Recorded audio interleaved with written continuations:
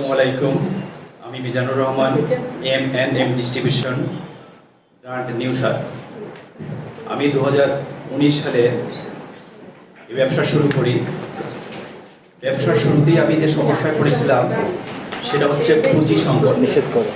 অর্থাৎ মূলধনের খুবই সংকট ছিল, যেটা আমার ওভারকাম করা খুবই কষ্টসাধ্য ছিল।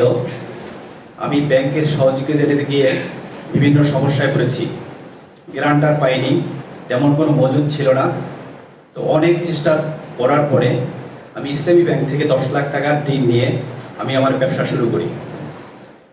2019 সালে আমি বিসিকে শেড ভাড়া নিয়ে আমি আমার কার্যক্রম শুরু করি এবং বর্তমানে চলতেছে, কিন্তু কোনো প্লট এখন পর্যন্ত পাইনি।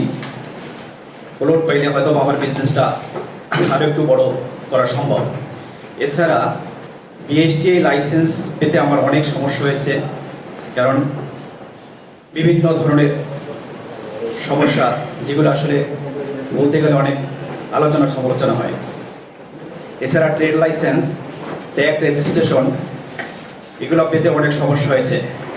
তাছাড়া পরিবারের থেকে বিভিন্ন ধরনের আলোচনা সমালোচনা ছিল, সমাজ থেকে আসলে আলোচনা ছিল যে আসলে আমি কত দূর যেতে পারবো। তো যাই হোক, আমি এখন পর্যন্ত আমার ব্যবসা পরিচালনা করে আমি মাইনাতে নাই, আমি ইনশাআল্লাহ ভালো অবস্থানে আছি। সবাইকে ধন্যবাদ।